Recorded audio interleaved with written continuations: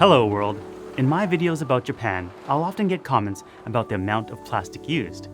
It's not uncommon to go to the produce section of a grocery store and see most of the items wrapped in plastic. Inside the packs of treats, like rice crackers or chocolates, they're all individually wrapped. And let's not even talk about the gift items that have multiple layers of packaging. So does Japan have a plastic problem? Some might even say, plastic love? I'm just playing games.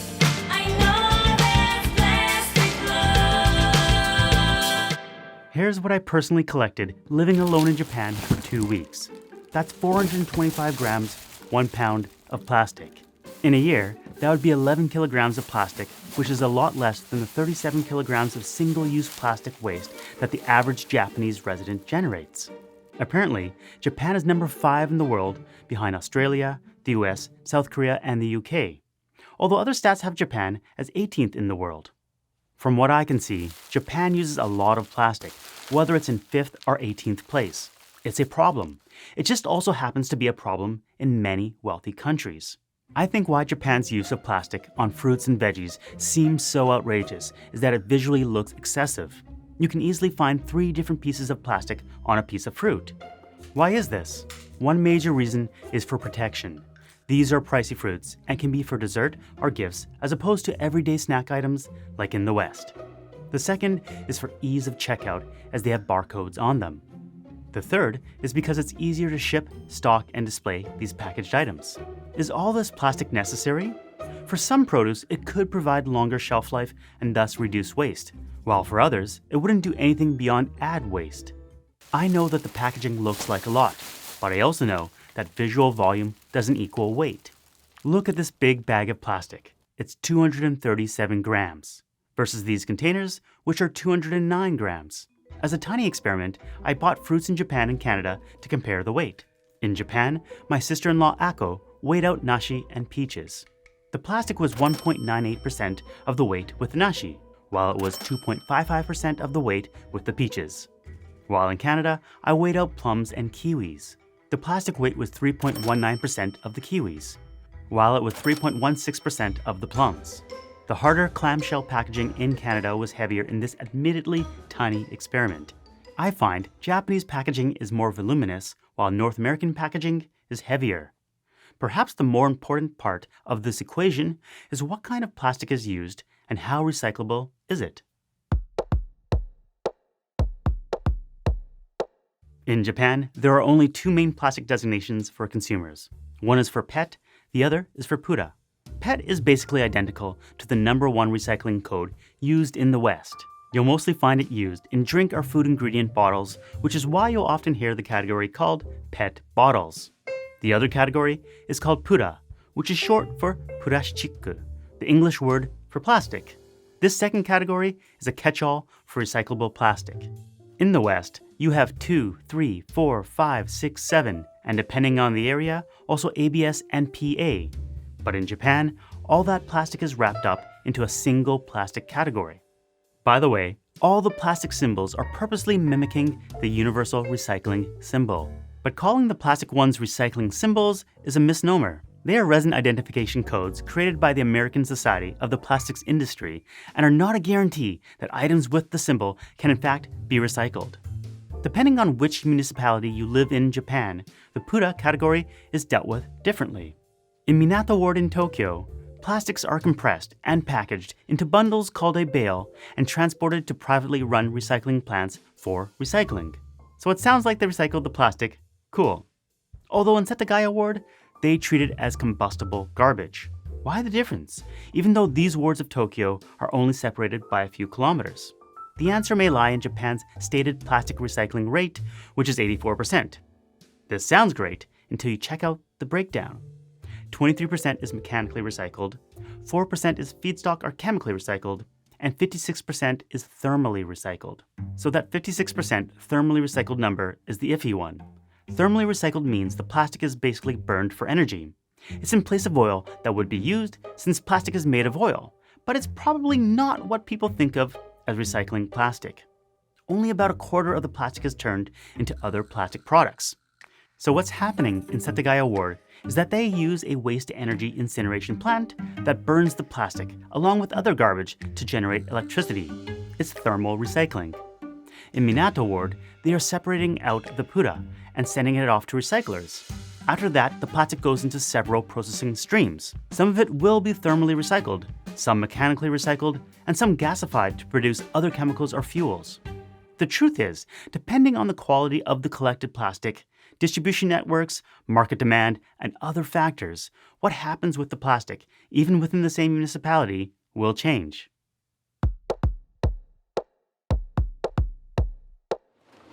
The bright spot of plastic recycling is with PET bottles. In 2020, 96.7% of PET bottles sold in Japan were collected. That's an immense improvement over 1993, where the rate was not even 1%. And of the 551,000 tons sold, 88.5% is recycled. Japan is one of the goats of PET bottle collection and recycling. If you compare this against US and European numbers, Japan seems even more impressive. The US has a collection rate of 26.6% and a recycle rate of 18%. Europe fares better with a collection rate of 57.5% and a recycle rate of 39.6%. Perhaps this is the cynic in me, but keep in mind that this data is collected by the Council for PET Bottle Recycling in Japan, so this makes Japan look fantastic. But if you break down the European numbers into separate countries, you would find that Norway, with a 98.7% collection rate for PET bottles with, all returns are recycled, a 100% recycling rate. Okay, so Norway is out-recycling Japan when it comes to PET bottles. Digging into the numbers a bit more is interesting. 92.8% is collected through the deposit return system, while 5.9% is collected through waste, as in waste-to-energy plants, which is basically burning garbage to produce energy. So Norwegians, like the Japanese, also like to thermally recycle. The deposit return system, by the way, works through reverse vending machines that accept cans and bottles. Upon returning the drink containers, customers get back their deposit, and that's how Norway has such a high collection rate. So how is Norway recycling 100% of its PET bottles? In June of 2021, Norway opened its first PET bottle recycling facility, where now the vast majority of its bottles are recycled. Before, it sent its bottles off to Sweden or Germany to be recycled. By the way, both those countries also have very robust PET bottle recycling in the same league as Japan and Norway. So what the new Norwegian facility does is take the plastic bottles and makes them into plastic pellets, which can be sold to bottle producers to make new bottles. But because oil is still cheaper than the recycled plastic pellets, there has to be another force in play to make bottle producers choose the recycled product. This can be done through taxes on bottles produced using virgin plastic, or laws that require bottles to be made with a certain percentage of recycled plastic. Are companies themselves trying to meet certain targets for using recycled plastics in their products? Right now, in Japan, only 15% of PET bottles collected are made into bottles for food again, which means the overwhelming majority of PET bottles made in Japan are made from virgin plastic. There are Japanese bottlers like Suntory that aim to have 50% of their bottles produced using recycled plastic by 2025 and 100% of their bottles produced either using recycled plastic or plant-derived materials by 2030. Currently, 37% of their bottles use recycled plastic. Something that I believe has helped with the recycling of PET bottles in Japan is that they are designed to be as recyclable as possible. This entails only using PET materials as opposed to a mix that are hard to separate, having labels that are easily detachable, not having big printing on the bottles, which would lower the clarity, and adding no color to the bottles, preserving clarity. This makes it easier to clean and sort, like at this waste management facility. Those standards are in place because the best way to recycle is to start off with a clean and clear bale of PET bottles. As a result, the overwhelming majority of bales produced in Japan are rank A, which is of the highest quality. So the recycling of PET bottles within Japan and Norway seems to be on the right track. But you have to remember that it's the easiest kind of plastic product to recycle. And how they're actually recycled depends on the facility. There are two main types of recycling, mechanical and advanced. For mechanical, you start off with high-quality bales of PET. You then wash, shred, and melt the plastic before making it into a new bottle. This doesn't change the molecular structure of the plastic. Every report and article I've seen states this process can only be done a handful of times, since it weakens the plastic and can discolor it. Let's move on to the second recycling process, which is called advanced recycling, or chemical recycling. Advanced recycling is an umbrella term for processes that use heat or chemicals to turn plastic waste into fuel or reclaimed resin to make new plastic. Ideally, advanced recycling returns plastic to its original state of polymers and is thus indistinguishable from virgin plastic. You're also supposed to be able to use a mix of plastics and plastics that are of lesser quality or cleanliness. So this sounds really great. However, if the initial mixture contains too many different materials, or if it is too dirty, both of which are common with plastic waste, the quality of the product decreases and the whole process becomes economically unviable. After reading a couple investigative reports, it appears that the current state of advanced recycling is more a lot of wishing than it is reality. Many advanced recycling projects have been delayed, cancelled, or scaled back. For example, in Boise, Idaho, plastic gathered for advanced recycling is now being sent to a cement factory where it's used as fuel instead of coal. Many other projects don't actually produce virgin plastic for reuse, but rather convert the plastic into different fuels that will then be burned and create more CO2. The German Federal Environment Agency points out that in this case, it would be better to convert the waste into energy in a waste incineration plant instead of using fuel as an intermediate step. Advanced recycling is much newer than mechanical recycling. The technology is still struggling to prove itself, and even if it does work, right now it's more CO2 intensive and expensive. Ideally, it allows for the infinite recycling of plastic, like with aluminum. However, the tech isn't all there yet.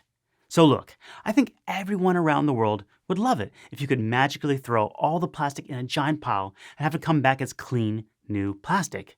But that's really not how it works. And even if the technologies did work as advertised, they'd still need to use up energy and create CO2 through their processes. If energy were 100% renewable, then there seemingly could be a carbon neutral process. But as of right now, it's not. What about glass bottles that can be washed and reused, or aluminum cans that can be infinitely recycled? A reusable glass bottle is generally the best option, provided there's a good system set in place, and the distance the glass needs to be transported is reasonable enough that CO2 emissions aren't too high. Glass can weigh 40 times the amount of plastic, so in certain situations, plastic would be the better option in regards to CO2, especially if the plastic is made from recycled materials. The truth is that no matter the packaging used for drinks, there's always a cost. Okay, so that was going a bit deep into packaging for drinks, but the concerning thing is that making drink packaging more environmentally friendly is arguably one of the easiest tasks. It's all the other types of packaging that's harder to deal with. One stat that I ran across in all my research that kind of told the story was the amount of plastic waste generated in Japan. Of some 9 million tons of annual plastic waste in Japan, about 1 million tons is collected from households as recyclable material. Industrial plastic waste, including from factories, offices, and retail shops, totals about 7 million tons. So as much as the individual consumer can do on their own to try and make smart choices, I really feel like it's an impossible task. There are too many variables and too many things out of your control. So if there is to be any meaningful change, it has to come from governments and businesses working together to create standards and have the best systems in place to reduce the environmental impact. And that leads back into what happens with plastic in Japan. Japan incinerates most of its non-PET bottle plastic. There's a lot of incineration of trash in Japan, which I'll get to in a separate video. Whether or not this is better than landfilling the plastic is up for debate. But the way that energy is currently generated in Japan, it does seem to make sense environmentally and economically to burn the plastic versus burning new oil. But as more energy can be generated using renewables like solar or wind, I think burning plastic will make less and less sense. As for dealing with plastic pollution, burning might currently be the best solution, as a lot of harmful dioxins can be captured during the controlled incineration process. However, CO2 generated during the burn is still an issue. I was able to visit a plant in Saga that captures 5% of CO2 generated. It's a great start, but it definitely has to be a lot more to be a good solution. Japan enacted legislation in 2021 to reduce plastic waste and promote recycling. It obliges businesses to reduce the use of 12 types of disposable plastic. The overarching goal is to protect the environment and cut down on marine pollution. This is on top of legislation from 2020 that required businesses to charge for plastic bags. I'd love to see the results of this change, but I have no doubt this made a big dent in the number of plastic bags consumed annually in Japan. Previously, you'd always get a plastic bag at a convenience store, whether you asked for it or not. Now you're specifically asked if you want one, and you're charged for it. Because convenient packaging is considered good customer service in Japan, this change of regulation allows staff to still provide what they consider good service without indiscriminately foisting plastic bags on every customer. And you know what? I checked, and yeah, plastic bags given out at stores have been cut in half. And this gives me a bit of hope that when new laws are put in place, society can adapt, despite previous notions of what's considered appropriate behavior. To be clear though, while cutting down on plastic bag usage at stores is great, it stopped 100,000 tons of bags from being put out into the world, it's still a small dent in the overall 9 million tons of plastic waste generated in Japan every year. The big takeaway I'm left with, after all the research for this video, is that we as a society have to zero in on what our goals are. And in the context of this video, specifically with plastic. Are we trying to reduce CO2 caused by it and combat climate change? Are we trying to cut down on plastic pollution and protect our waterways and oceans? Are we trying to end our reliance on the limited resource that is oil? I'm sure most people would say, let's do all those things. But the recurring issue I see pop up is that every alternative has a pros and cons list. Like if you want to stop PET bottles from hitting the ocean, then glass bottles or aluminum cans will do that. And if you're using reusable glass, it'll be even better on the CO2 front as well. But if you're using single-use glass or aluminum cans, CO2 pollution is going to be significantly more than with plastic. Let's say you're trying to reduce CO2, then in certain cases, packaging produce in plastic will result in less CO2 used because of reduced food wastage. Certain materials, either because of the way it's produced, the weight, or the transportation distance, will use more oil and CO2 than a plastic solution. So simply replacing plastic with a different material rarely checks all boxes. That being said, everything being equal, reducing usage is always the best. The other big takeaway is that as much as individuals can do, you really need governments and institutions around the world to set the standards necessary to achieve the goals laid out. Thankfully, a global treaty among 175 nations is now being worked on to combat the growth of plastic pollution. One of the requisites is that any global treaty must be legally binding and must address the full life cycle of plastics. It also has to address packaging design to cut down on plastic use, improve recycling, and make technical and financial assistance available to developing nations. The best solutions for a country or a municipality aren't always going to be the same. So, countries set binding targets but are able to meet those goals using a range of different policies. The target is to seal the deal by 2024, so here's hoping the world gets a good treaty in place.